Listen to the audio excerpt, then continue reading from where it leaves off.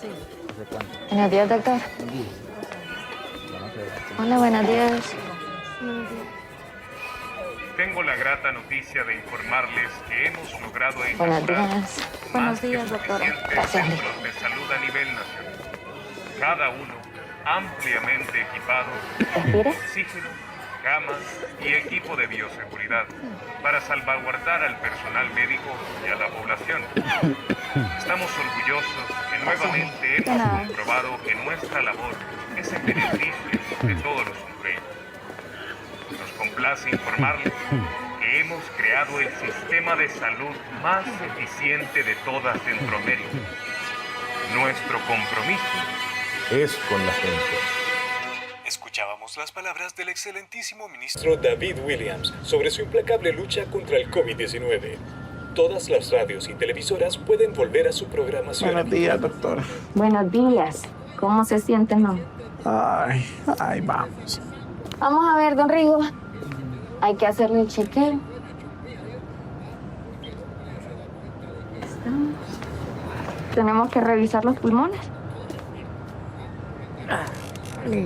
Le voy a levantar la camisa. Vaya. Respire hondo, por favor.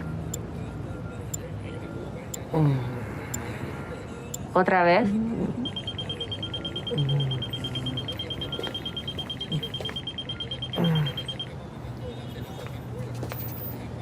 Vamos a necesitar otro tanque, muchacho. Usted tiene que estar con oxígeno hasta que se le regule la saturación. Mire, lo que vamos a hacer es que lo voy a apuntar en la lista de prioridad para el respirador. Ay, yo no soy prioridad. Si yo me muero y ya. Ustedes son prioridad porque son los que están en la primera fila. Si ustedes se mueren, ¿quién se va a hacer cargo de cuidar a los otros?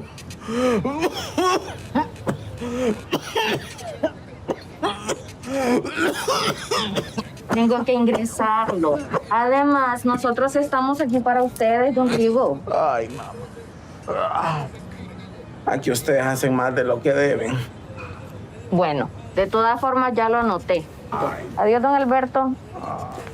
Cuídense, Ay, hombre. pórtense bien. La vida, uno está bien, ni siquiera. Presentarse a oncología. Yo no quiero matar a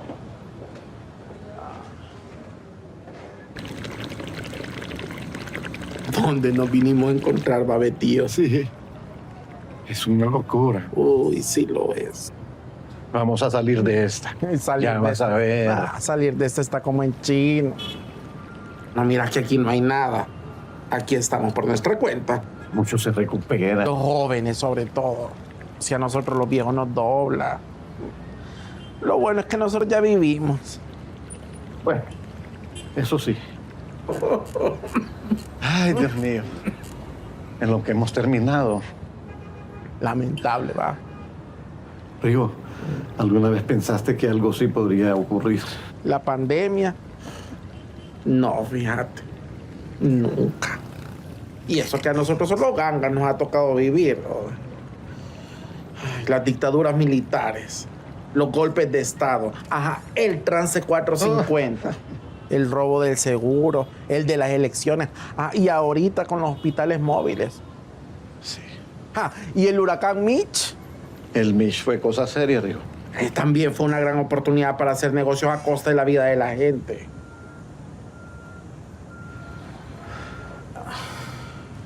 Yo por eso ya me puedo despedir tranquilo. Además hay ciertos lujos que solamente la gente honesta se puede dar. Como ser supervisor, por ejemplo. ¿Cómo así, supervisor? Mira, el mejor destino que hay es ser supervisor de nubes. Mirando al cielo tumbado en una hamaca.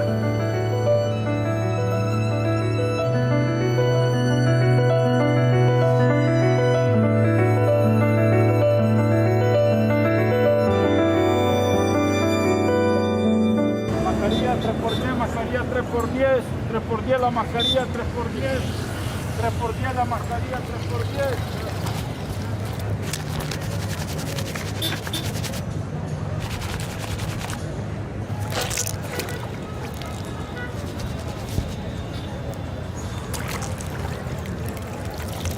Por favor, doctor, ayúdeme.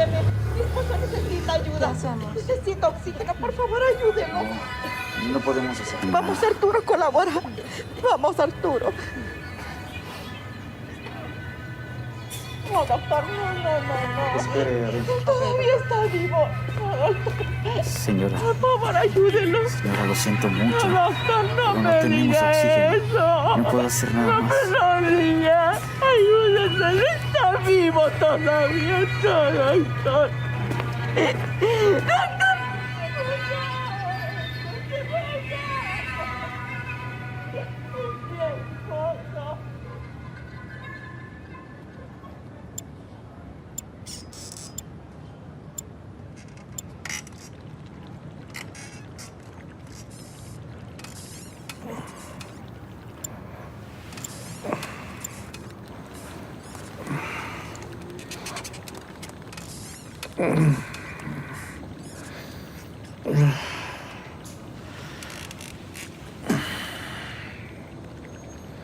¿Qué te pasa, Beto?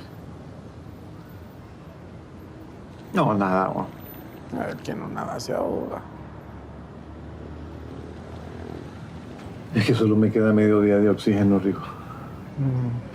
Pero fíjate que yo tengo un contacto que nos puede conseguir un tanque. Eso sí, hay que llamarlo hoy. Viene con manómetro y todo. Yo lo llamé anoche y me dijo que se les estaban acabando porque se los están llevando para los hospitales privados. ¿Y sabes qué me dijo ese jodido?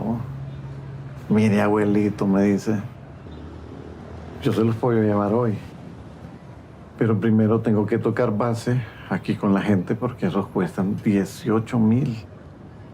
A usted se lo dejo en 12,000. Ajá. ¿Qué te parece? Ahí sí compartimos uno entre los dos. Nos ahorramos la mitad. Y luego ajustamos para las demás medicinas, ¿no? Mire, abuelito, te dijo. Por favor, Rigo, ponete serio. Tenemos que llamarlo hoy. No, yo no voy a llamar a nadie, ve. Oye, Rigo, o no me has entendido o no me estás escuchando. Te estoy diciendo que si no llamamos hoy, mañana vamos a estar muertos. Ya que nos toquen esa lista, vamos a estar empaquetados con bolsas negras. Bueno, y es que vos pensás que yo tengo dinero. No, pero ese reloj cuesta por lo menos 6,000. Vos sabés lo que significa este reloj para mí. Este reloj se lo entregaron a mi papá cuando cumplió 40 años después de partirse el lomo trabajando en la bananera. ¿Y vos pensás que te lo voy a dar para que te compres un tanque de oxígeno? Estás loco. ¿De qué te sirve si te morís?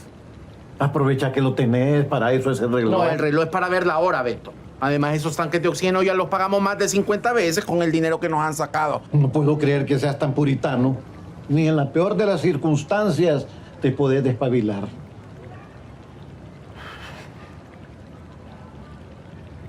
Rigo, por favor, vos sabés que yo estoy tan solo como vos. Tenemos que hacer nuestro último esfuerzo. ¿O vas a dejar que se deshagan de nosotros así nomás?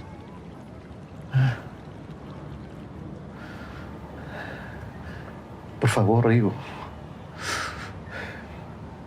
Rigo, escúchame, por favor.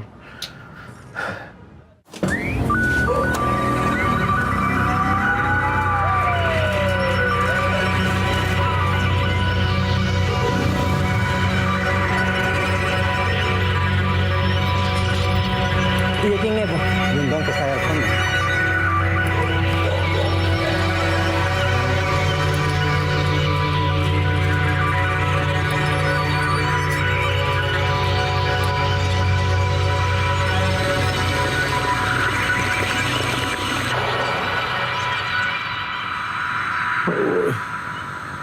Si hasta sabe diferente, hombre. Yo te dije que eran de calidad. Ahora quéjate lo que querrás. Alguien que me ayude, por favor, doctora. No está respirando. Dígame qué pasó. No está respirando bien, doctora. ¿Sigue bombeando? Siga. Dígame qué hago. Hágase a un lado. Sosténgale la cabeza, por favor. Escúchame, papi. Respire profundo, mi amor. Bombee con fuerza y mantenga así. ¡No está funcionando, doctora! 1, 2, 3, 4, 5, 6, 7, 8, 9. Enfermera, necesitamos un tanque y una camilla. Este niño se está ahogando. ¿Qué pasó? Rodrigo, mira, no está respirando, doctora. No, ingrésame, por favor. Doctora, no está respirando. Doctora, júreme que no se me va a morir, doctora. Doctora, eso es lo que hay. No creo que sea suficiente. No importa, sígame. Tenemos que encontrar un tanque como sea.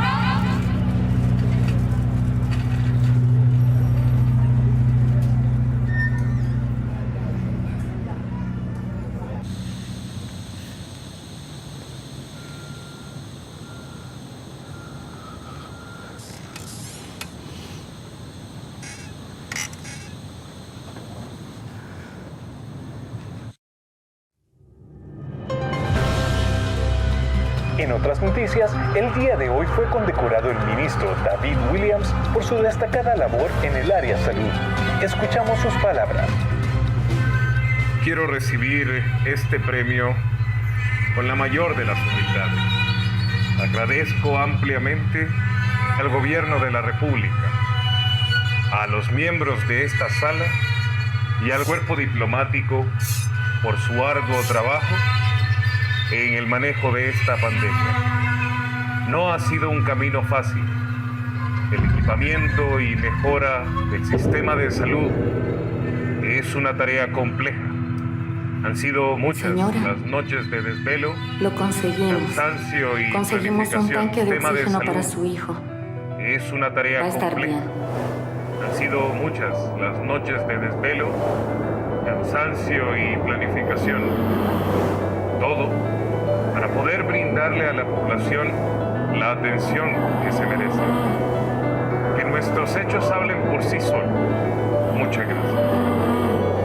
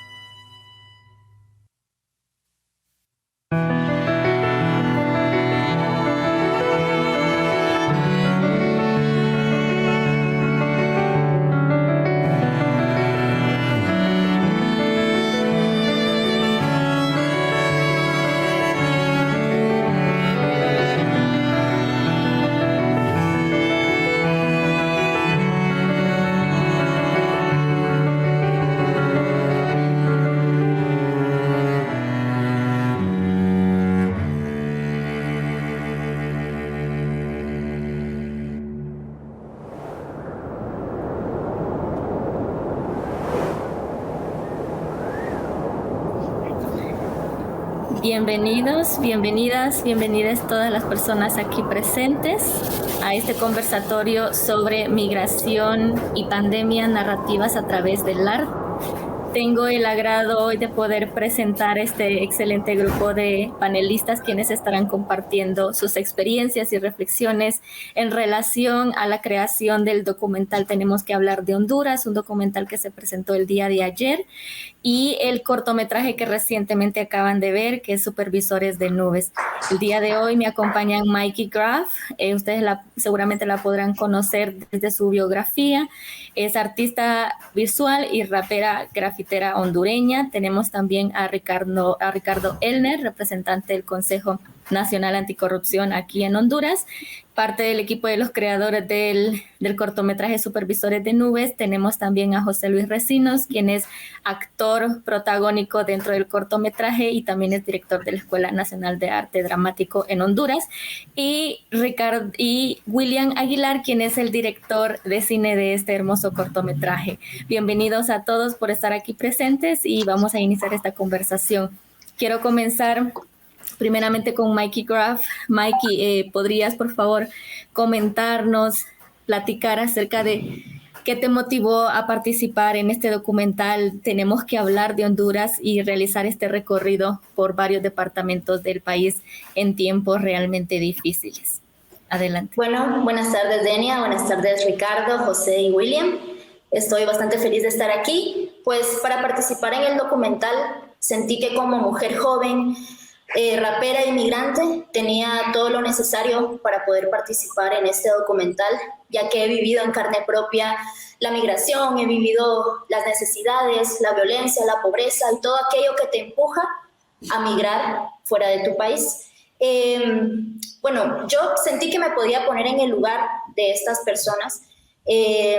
También siento de que pude empatizar con cada una de las historias y esto me parece bastante importante para transmitirlo en el documental, donde cabe recalcar que de 6 entrevistas, 5 eran de mujeres. Entonces es importante mencionar de que hoy en día las mujeres migramos tanto como los hombres y esto a causa de los mismos efectos económicos y sociales. Entonces lo hacen para buscar una mejor condición de vida para ellas, para sus hijos, o en muchas ocasiones lo hacen huyendo de la violencia y de la pobreza. Y siento que esto es algo que se pudo expresar en el documental. Muchísimas gracias, Mikey. También me gustaría que nos pudieses compartir un poco, como artista que sos en la región, cómo el arte puede transformar y visibilizar las realidades de nuestro país.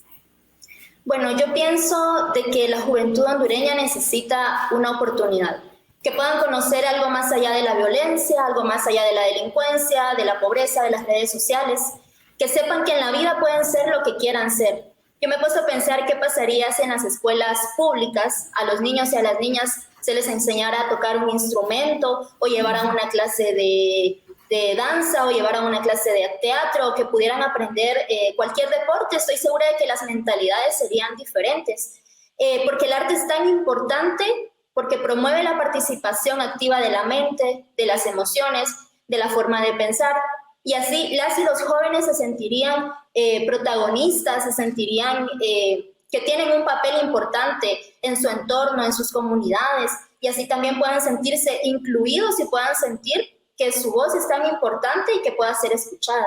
Pienso también de que, bueno, el Estado sabemos de que no garantiza un acercamiento ni al arte ni a la cultura para los niños de Honduras y los jóvenes. Entonces, si no hay escuelas públicas dignas, tampoco hay como fondos asignados a programas de crecimiento sociocultural. Entonces, si el Estado no da estos programas o no hace este deber por la juventud, ¿quiénes son los y las que lo están haciendo? En este caso son las y los activistas, los gestores culturales, que en muchas situaciones hacen esos programas con muy bajos presupuestos.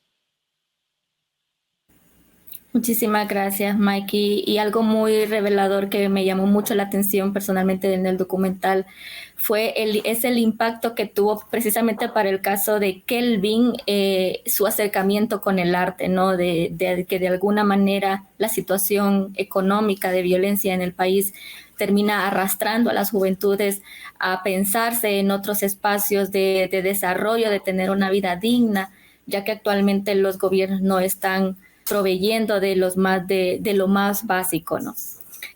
Con esto que acabas de mencionar, Mikey, como joven también y como mujer hondureña, ¿qué mensaje vos les estarías dando a aquel montón de juventudes, de niños, de adolescentes que quieran estar realizando su arte desde diferentes instancias, desde diferentes temáticas? ¿Qué mensaje les darías a estos jóvenes que por alguna razón no se sienten del todo motivados o la situación del país es complicada para poder aventarse, digamos, a hacer algo distinto? Bueno, antes de responderte eso, quiero comentar también algo de lo que decías acerca de Kelvin. Siento que en situaciones como esas vemos la importancia que hace el arte o la cultura en las comunidades. Muchos de estos jóvenes, en lugar de tener un arma en sus manos, tienen un micrófono o tienen una lata de pintura y pueden dibujar murales enfocados a la sociedad. O sea, el arte realmente transforma, el arte sí puede cambiar la vida de las personas. Entonces siento de que es una de las cosas a las que no debe dársele poca relevancia, al contrario, deben de haber fondos o deben de haber más recursos que aboquen a la juventud hondureña, que puedan conocer y entender que realmente tienen otras oportunidades que vayan más allá de meterse a una mara o de robar o de hacer cualquier otra cosa negativa, que realmente el arte puede hacer una diferencia con eso. Y bueno, como artista joven, reconozco, como todos los demás, de que emigrar es un derecho humano y de que si no lo hacemos de una forma regular, conlleva un montón de riesgos y dificultades. Y pues mi mensaje es que se informen, que se aboquen a sus comunidades, a alguna organización, para poder integrarse, qué sé yo, algún programa sociocultural, que se planteen sus metas y vean si en el lugar en el que están pueden lograrlas. Y que si no, que puedan prevenir algunas de estas dificultades que enfrentan en el camino, que tengan todos sus documentos personales en regla, por ejemplo, para así poder evitar algunas de las dificultades migratorias. Pero creo que lo principal es de que se informen antes de poder emprender cualquier otro viaje. Muchísimas gracias, Mikey. Ahora quiero pasar la palabra a compañero William, que es el director de este hermoso cortometraje. William, desde tu experiencia y tu amplio recorrido a través de la actuación y la dirección, ¿cuál fue tu experiencia en la realización de este cortometraje? También la razón del nombre de este cortometraje, Supervisores de Nubes, que en lo particular la primera vez que lo leí, lo miré, me llamó mucho la atención. Entonces me gustaría conocer tu opinión al respecto. Adelante. Bueno, primero que nada, pues un saludo a todos y todas, a Mikey, a Ricardo, a José Luis y a Dania, claro, me da mucho gusto estar aquí con ustedes. Pues bueno, la experiencia con este corto fue muy edificante para mí. Realmente muchas gracias por el comentario de la gran experiencia en actuación y en dirección, pero realmente hace muy poco pues empecé a incursionar en el cine. Y bueno, con este proyecto sí siento que aprendí muchísimo pues del proceso y sobre todo enterarme pues de la realidad en cifras y en investigaciones de cómo se encuentra el país en materia de salud, que es una situación muy alarmante. No me va a dejar mentir Ricardo, pues al momento del desarrollo del guión, él me compartía pues investigaciones que tenían ellos relacionados con el área de salud, y al leer las cifras y al ver la documentación, sí fue, o sea, yo no tenía como tangible pues las cifras de cómo estábamos de mal en materia de salud, y sí fue muy, muy alarmante para mí. Y pues bueno, con el desarrollo de este proyecto, pues yo quise pues visibilizar lo más posible pues esas carencias, ¿no? Y a través de distintos elementos narrativos, pues tenemos pues el contexto en general pues es muy, muy oscuro, ¿no?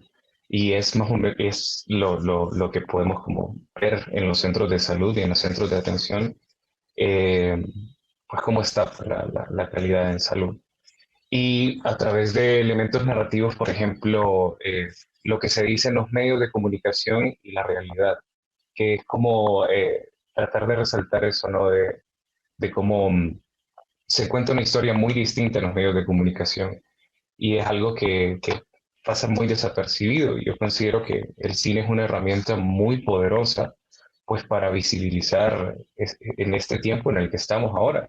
Es decir, este cortometraje se vuelve una referencia histórica de lo que pasamos nosotros a inicio de pandemia, bajo qué situaciones nos encontrábamos y cómo pues vamos a tener un referente pues de cómo se encontraba a través de una historia de ficción. también, pues, lo que mencionabas del nombre. eh, Mi abuelo, de hecho, el personaje Rigo estaba muy inspirado en mi abuelo. Mi abuelo era muy fan de un escritor español que se llama Ramón Gómez de la Serna, y él siempre tenía frases y un cierto desamparo aprendido sobre la situación del país, como, no, pues, la cosa no va a mejorar, pero también muy consciente y muy beligerante con sus posturas. Él siempre me decía que es preferible frijoles y con la frente en alto que andar en algún madre.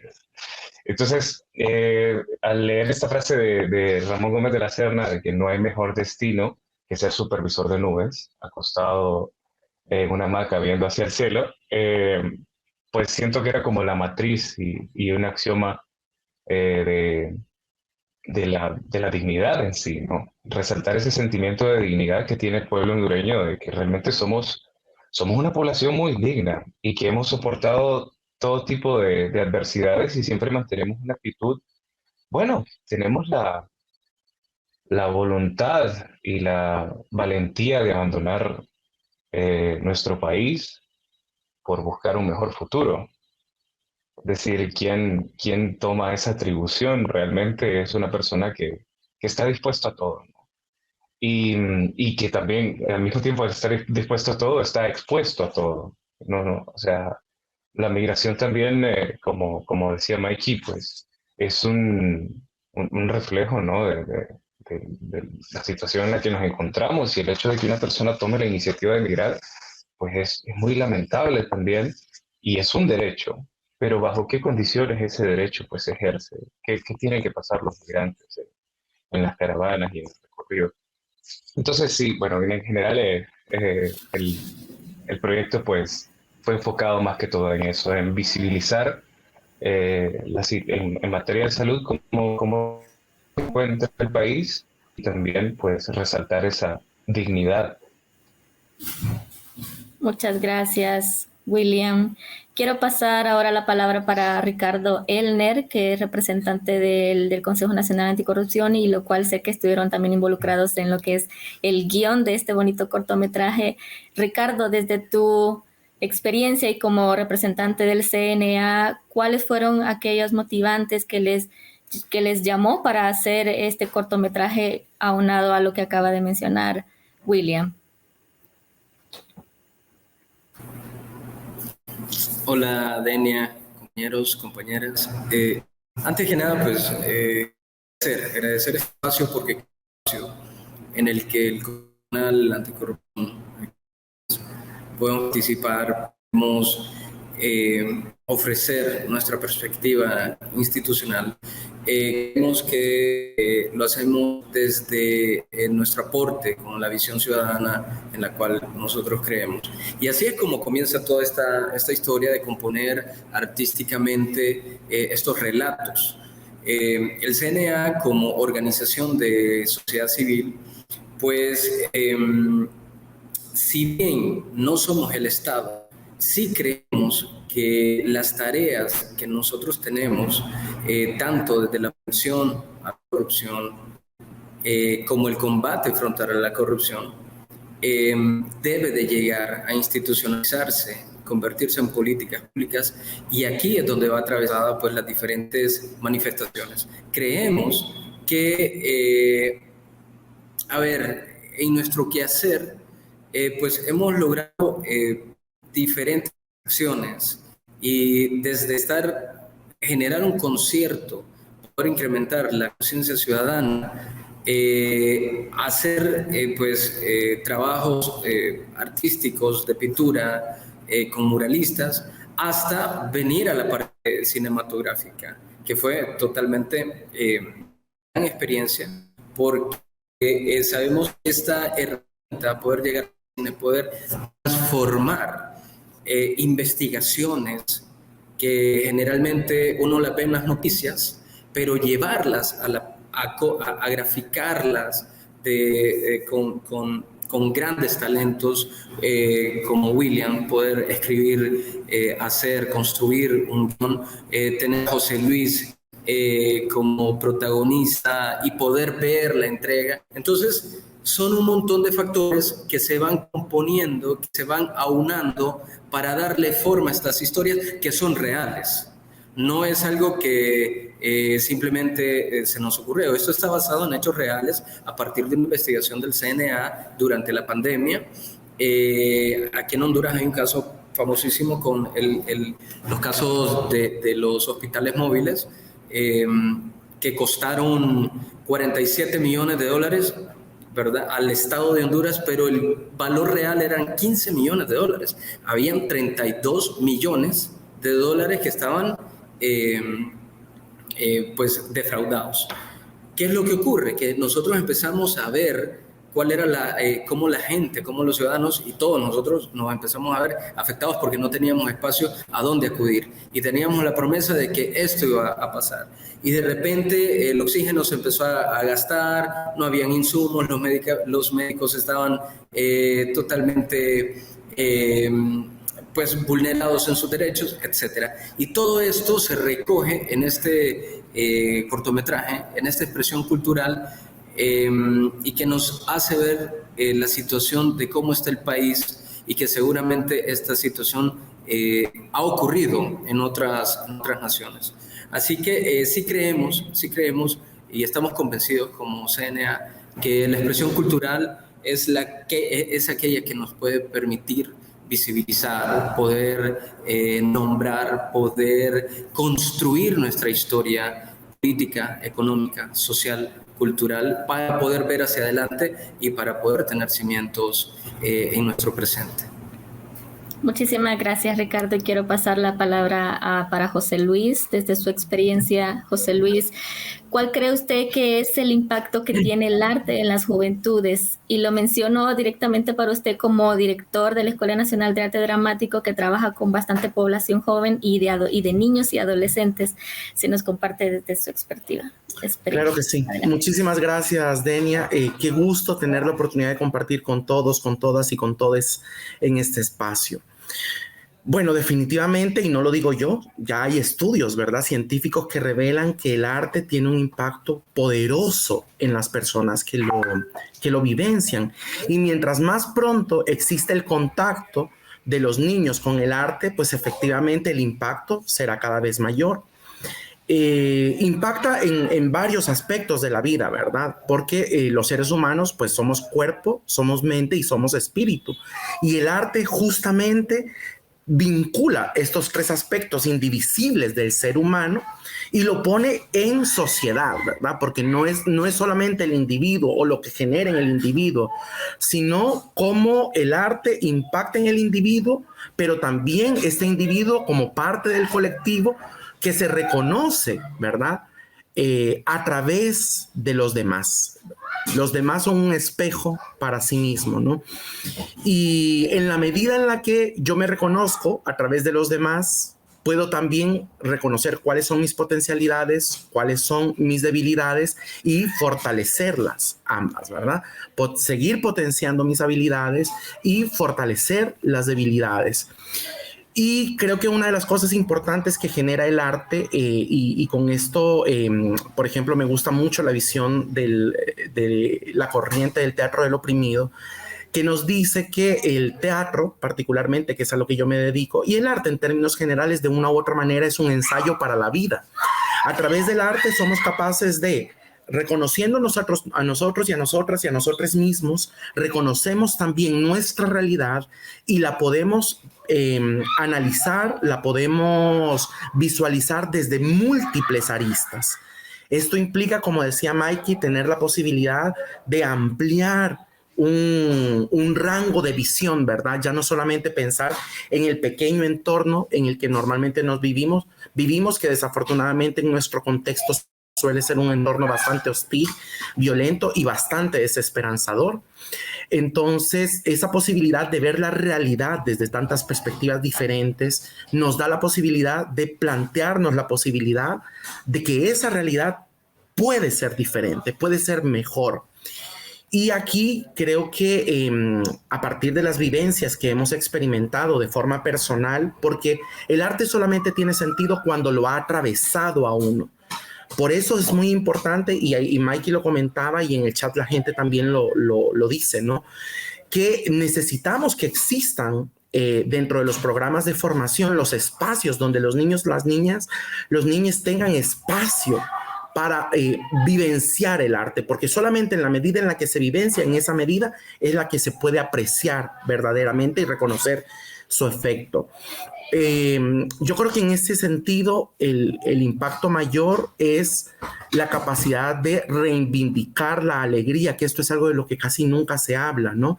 Porque siempre estamos pensando de que la gente utiliza el arte como un mecanismo de expresión, pero el arte también es un mecanismo para reivindicar la alegría, para reivindicar la vida y sobre todo para generar esperanza. Porque en un entorno en el que constantemente tenemos miedo, sufrimos de angustia y el miedo y la angustia suele paralizar a la gente prefiere no accionar porque el miedo y la angustia es tan grande que se piensa que cualquier acción no tiene sentido porque nada se va a transformar, ¿verdad? Entonces, lo primero que hace el arte es reivindicar estos elementos fundamentales en la esencia de la humanidad. Porque el arte hace que los individuos disfruten, gocen, descubran, imaginen, piensen nuevas posibilidades. Y en la medida en la que reivindicamos la alegría, fomentamos la esperanza, imaginamos, creamos una nueva realidad, en esa medida establecemos conexiones y nos volvemos empáticos. Porque me doy cuenta de que no soy la única persona que atraviesa una realidad difícil. Me doy cuenta de que, como yo, somos muchísimos más los que atravesamos situaciones similares. Y en esa medida podemos reconocernos como iguales en nuestras diferencias y entender que la acción comienza por la transformación personal, pero no de manera individual, sino de manera colectiva. Yo me transformo en el seno de la colectividad y ayudo a transformar a la colectividad. Y en esa medida en la que la colectividad se transforma a sí misma, ese impacto pequeñito que pudiese parecer bastante insignificante al inicio en un solo individuo puede transformar un contexto entero. Efectivamente, y esto es importante mencionarlo, que los compañeros ya lo mencionaron, es necesario que los estados, y particularmente nuestro estado en Honduras, asuma la responsabilidad que le compete, porque hasta ahora mucho lo han hecho los organismos internacionales, lo han hecho las agrupaciones artísticas independientes, los colectivos socioculturales, ¿verdad? Han asumido esta labor y el Estado, pues de una u otra manera se ha desentendido y pretendiendo que existe una clase de educación artística en el currículum nacional básico, que desafortunadamente muchas veces no existe el maestro capacitado, la maestra capacitada, el maestro capacitado para poderle impartirla, pues se pierde, ¿no? Se diluye toda esa posibilidad. Y otra cosa importante que hay que mencionar también y hacer el llamado de atención es que existen posibilidades en el país, pero son muy limitadas y están normalmente concentradas. Por ejemplo, hablando de la Escuela Nacional de Arte Dramático, es la única institución del Estado dedicada a la formación de teatristas profesionales del país, concentrada en Tegucigalpa, con un rango de acción muy limitado. ¿Y qué pasa con la cantidad de niños, niñas, jóvenes que están en todo el país, que tienen una necesidad creativa enorme? Porque si hay algo que somos capaces de reconocer los que nos dedicamos al sector del arte, es que en Honduras hay un potencial creativo enorme. La gente tiene una necesidad muy grande de contar de forma creativa sus propias experiencias, porque además son experiencias con unos niveles de potencia increíbles, pero los espacios no existen. En ese sentido, efectivamente, informarse es importante. Y Mikey decía algo que a mí me cala muchísimo, ¿no? Que de repente uno tiene que tomar acción sobre su propia condición. Entonces, el arte te permite saber dónde estás, cuál es tu realidad y hacia dónde puedes enfocar tus esfuerzos para transformarla.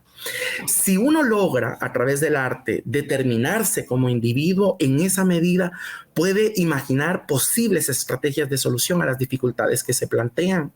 Y lo más importante es que no se realiza en soledad, porque hay muchas personas que estamos ahí intentando alar la carreta y que tenemos muchas ganas de establecer vínculos y conexiones para seguir impulsando el desarrollo de la gente en nuestro país. Así es que los efectos son incontables. Y lo demuestran grandes sociedades, ¿verdad?, que han utilizado el arte y la cultura como elementos fundamentales para su desarrollo. Ojalá y que los esfuerzos que se realizan en el país se pudieran multiplicar, se sigan fortaleciendo y que el Estado asuma su responsabilidad, porque hasta ahora nos deja mucho que deber. Muchísimas gracias, José Luis y Mike y Ricardo y William, por compartir